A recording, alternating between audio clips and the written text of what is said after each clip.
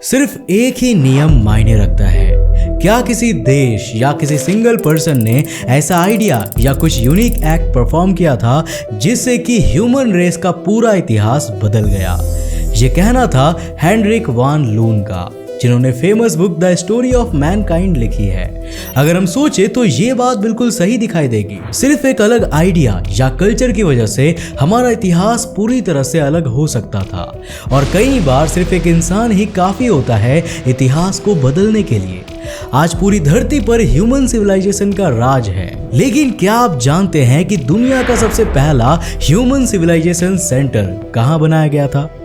Romans के बारे में ऑलमोस्ट सभी लोग जानते हैं, लेकिन आखिर वो इतनी जल्दी इमर्ज होकर इतने पावरफुल कैसे बने थे? यही कुछ ऐसे सवाल हैं जिनके जवाब आज के इस वीडियो में हम देखने वाले हैं। हेनरिक वैन लून ने अपनी book the story of Mankind अपने बच्चों के लिए लिखी थी, और ये भी एक बहुत बड़ी वजह है कि कोई भी 15 साल का बच्चा जिसे इतिहास में इंटरेस्ट है वो इस बुक को पढ़ के मैनकाइंड के बारे में अच्छे से समझ सकता है। उन्होंने एक प्रिमिटिव मैन यानी कि आदि मानव के जमाने से शुरुआत करके राइटिंग, आर्ट, आर्किटेक्चर और कल्चर तक हर चीज के बारे में समझाया है, वो भी इस तरह से कि हर चीज आपको एक्साइटिंग लगेगी। तो चलिए बिना देर किए शुरू करते हैं आज के इस वीडियो में। बने रहिए वीडियो में एंड तक मेरे साथ। तो हेलो गाइस, मैं हूं कौशिक और चलिए जानते हैं द स्टोरी ऑफ मैनकाइंड। दोस्तों, सबसे पहले तो हेनरिक बात करते हैं एक सिंपल प्री हिस्टोरिक मैन के बारे में, जिसकी हैबिट्स बेहद ही सिंपल और मैनर्स आज के जमाने के मुताबिक बहुत ही अनअट्रैक्टिव है। आज के 7 कॉन्टिनेंट्स के बजाय उस वक्त में 5 कॉन्टिनेंट्स हुआ करते थे जहां ये प्री हिस्टोरिक मैन रहा करते थे। अगर दूसरे जीव जंतुओं से कंपेयर करें तो ये एक बहुत ही कमजोर स्पीसीज थी, लेकिन सिर्फ अपने बड़े और बेहतर ब्रेन की वजह से वो अपने आप को बचाए रख पा रहे थे। इसके बाद आइस एज आया और कई शतकों तक ठंड का मौसम छाया रहा। हमारे इस प्लैनेट पर लाइफ इतनी मुश्किल हो गई कि उस वक्त के इंसानों को पहले के मुकाबले अपने दिमाग का इस्तेमाल 3 गुना ज्यादा तेजी से करना पड़ा। हर प्रजाति अपने जिंदा रहने के मानसिकता की वजह से ही आज जिंदा है। इंसान की भी इसी मानसिकता ने उसके ब्रेन को तेज बनाया और उसे जिंदा रखा। ये लोग ऐसी ठंड में जिंदा रह गए जिसने कई खतरनाक जानवरों को खत्म कर दिया था। सिर्फ इतना ही नहीं, जब तक धरती फिर से वार्म और रहने लायक हुआ तब तक हम ऐसे नए तरीके जान चुके थे जिसने हमें फूड चेन के टॉप पर पहुंचा दिया।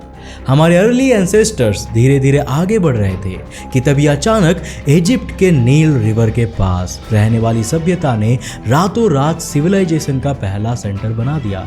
इसके बाद आया मेसोपोटामिया, जिसे the land between the reverse भी कहा जाता है। यह ह्यूमन रेस का सेकंड ग्रेड स्कूल था।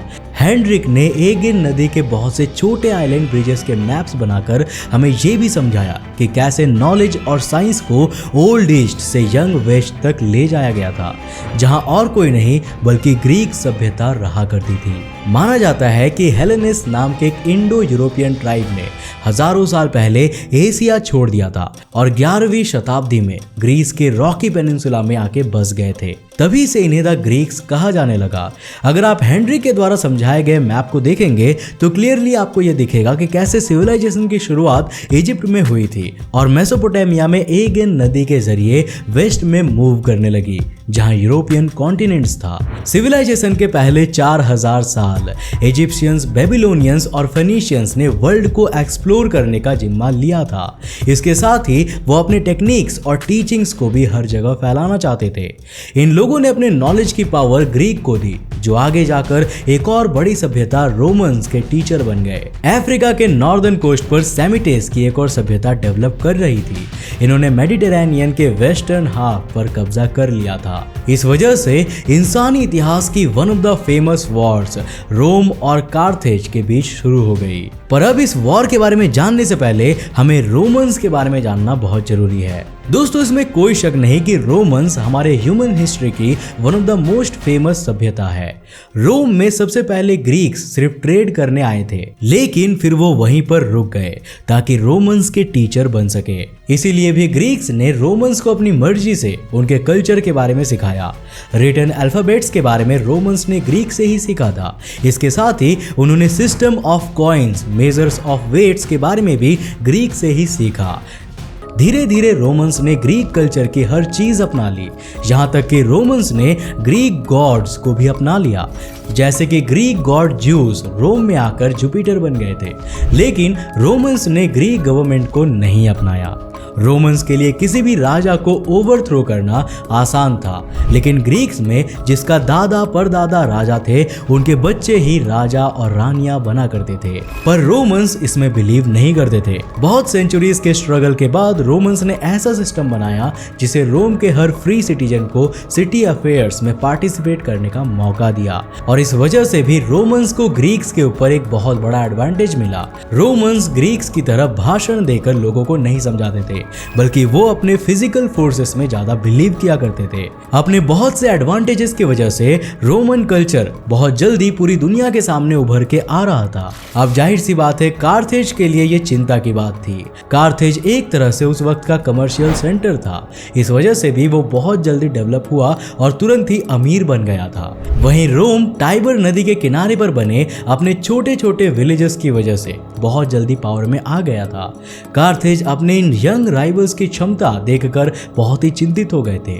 वॉर से पहले कार्थेज ने रोम की तरफ एक समझौता रखा, लेकिन बहुत जल्दी ही वो समझौता भी खत्म हो गया और इसके बाद ही शुरू हुआ रोम और कार्थेज के बीच का वॉर, जो करीब 24 साल तक चल रहा था। शुरुआत में ऐसा लग रहा था कि कार्थेज की नेवी यंग रोमन फ्लीट्स को आराम से हरा देगी, लेकिन रोमन इंजीनियर्स ने बहुत से ऐसे वेपन्स डेवलप कर लिए थे जिसने अंत में कार्थेजियंस को हरा दिया। कार्थेजियंस को हराने के बाद रोम एक बेहद ही पावरफुल सिविलाइजेशन बन गई थी, लेकिन वो कहते हैं ना, हर चीज का अंत आता है। समय के साथ साथ रोम के पॉलिटिशियंस और रूलर्स करप्ट बनते गए। एम्पायर के अंदर बहुत से सिविल वॉर्स होने लगे, जिससे रोमन मिलिट्री पर डायरेक्टली असर पड़ा। इसके साथ ही रोमन एम्पायर्स के बाहरी इलाकों में बहुत से बारबेरियन ट्राइब्स जैसे कि विसिगोट्स और हुन्स ने हमला करना शुरू कर दिया था और अल्टीमेटली रोमन एम्पायर पूरी तरह से गिर गया। अब दोस्तों, आप लोग सोच रहे होंगे कि क्या मैंने सच में द स्टोरी ऑफ मैनकाइंड की ये पूरी बुक पढ़ी है? इसका सिंपल सा जवाब है जी नहीं, बल्कि सिर्फ कुछ मिनटों में ही मैंने इतनी सारी इंफॉर्मेशंस प्राप्त कर ली, वो भी कान में सिर्फ हेडफोन्स लगाकर। मैंने बस कुकू एफएम का ऐप खोला और द स्टोरी ऑफ मैनकाइंड की पूरी ऑडियो बुक सुन ली। जिस शॉर्ट और ब्रीफ वे में इस बुक को समझाया गया है, मैंने आज तक कभी भी इस तरह की एक्सप्लेनेशन नहीं सुनी थी। इतनी इंटरेस्टिंग बुक के बारे में सुनते ही मैंने सोचा कि मेरे व्यूअर्स को ये इन्फॉर्मेशन बहुत ही पसंद आने वाली है, और बस मैंने ये वीडियो बना डाला। अब अगर आपको भी ऐसे इन्फॉर्मेशन कलेक्ट करना है और ऑडियो बुक सुनना है, तो आपको बस डिस्क्रिप्शन में मेरे लिंक पर जाना है और हमारा कूपन कोड डालना है ANT50 और आपको मिलेगा फ्लैट 50% का डिस्काउंट, यानी 399 नहीं, केवल 199 रुपए लगेंगे एक साल के लिए। प्ले स्टोर पर 4.5+ रेटिंग के साथ कुकू एफएम अभी इंडिया का लीडिंग ऑडियो बुक प्लेटफॉर्म बन चुका है, जहां आपको मिस्ट्री, थ्रिलर से लेकर मैनेजमेंट, सेल्फ डेवलपमेंट और कैरियर ग्रोथ तक की ऑडियो बुक्स मिल जाएंगी। पर जल्दी कीजिएगा, क्योंकि यह ऑफर केवल शुरुआती 250 सब्सक्राइबर्स के लिए ही वैलिड है, तो जल्दी जाओ, लिंक नीचे डिस्क्रिप्शन बॉक्स में है। अब दोस्तों, आगे बढ़ते हैं अपने वीडियो की ओर। दोस्तों, रोमन सभ्यता के पतन के साथ ही चर्च और क्रिश्चियनिटी की राइज हुई। रोमन एम्पायर में ही क्रिश्चियनिटी की शुरुआत हुई थी, क्योंकि कुछ रोमन ऑफिशियल्स ने ही जीसस क्राइस्ट को मारा था। अब भले ही क्रिश्चियनिटी एक रिलीजन की तरह है, लेकिन यह कहना गलत नहीं होगा कि हिस्ट्री और वेस्टर्न सोसाइटी के फॉर्मेशन में क्रिश्चियनिटी ने एक बहुत बड़ा रोल प्ले किया था। अपनी लॉन्ग हिस्ट्री में चर्च सोशल सर्विसेज का एक मेजर सोर्स रहा है। स्कूलिंग से लेकर मेडिकल सर्विसेज तक हर चीज चर्च में प्रोवाइड की जा रही थी। चर्चेस में आर्ट, कल्चर और फिलॉसफी भी सिखाई जाती थी। और तो और सालों से चर्च पॉलिटिक्स और रिलीजन का एक मेजर प्लेयर रहा है। हेनरिक अपनी बुक में बहुत से रेवोल्यूशंस के बारे में भी बताते हैं, जैसे कि द इंग्लिश रेवोल्यूशन। इसका मेन रीजन इंग्लैंड में हो रहे रिलीजियस और पॉलिटिकल कॉन्फ्लिक्ट्स को बताया जाता है।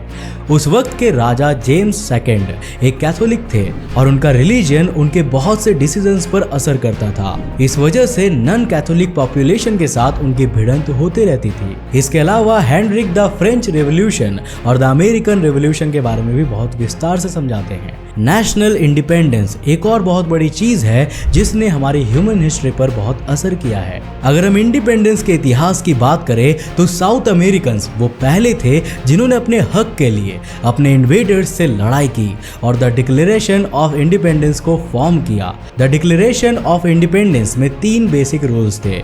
सबसे पहला कि भगवान ने सभी इंसान को इक्वल बनाया है, सबके पास इक्वल राइट्स होने चाहिए। दूसरा यह था कि गवर्नमेंट इसी फर्स्ट रूल को प्रोटेक्ट करेगी और तीसरा रूल यह था कि अगर करंट गवर्नमेंट उनके ये बेसिक राइट्स को प्रोटेक्ट करने में सक्षम नहीं होती है तो उन्हें बर्खास्त कर दिया जाएगा। नेशनल इंडिपेंडेंस की यह चाह इंडिया तक भी पहुंची और धीरे धीरे इंडिया भी अपनी आज़ादी के लिए अंग्रेजों से लड़ने लगा और आखिरकार साल 1947 में उनसे आज़ाद हो गया। आज साल 2022 में हम अपने इस दुनिया को उभरते हुए देख रहे हैं। अपने चारों ओर हम आज़ादी के साथ घूम फिर सकते हैं, अच्छे अच्छे गैजेट्स चला सकते हैं। हम पहले से काफ़ी ज़्यादा एडवांस हो चुके हैं। आप अपने डिवाइस में मेरे इस वीडियो को देखकर काफ़ी कुछ सीख सकते हो। लेकिन ज़रा ये सोचो कि आज से 5000 साल 10,000 साल पहले के इंसान कितने ज़्यादा मेहनती थे। उन्होंने कितना कुछ किया था अपने सभ्यता को आगे बढ़ाने के लिए। तो मैं ये चाहता हूँ कि आप सब भी अपने आप को उसी तरह आगे बढ़ाते रहने के लिए नॉलेज को हमेशा गेन करते रहें और उस नॉलेज को गेन करने के लिए आपको हमारे चैनल को सब्सक्राइब करना होगा। तो बस यार आज के लिए इतना ही। मुझे उम्मीद है कि आज की इस वीडियो से आपने काफ़ी कुछ नया सीखा होगा। अगर सीखा तो इस वीडियो को लाइक करने के साथ साथ अपने फ्रेंड्स और फैमिली के साथ जरूर शेयर करना। अगर आप नए हो इस चैनल पे और ऐसे इंटरेस्टिंग वीडियोस को देखना चाहते हो तो इस चैनल को सब्सक्राइब करने के साथ साथ नोटिफिकेशन बेल को ऑन कर देना ताकि आप देख सको हमारे वीडियो सबसे पहले। तब तक के लिए बाय, जय हिंद।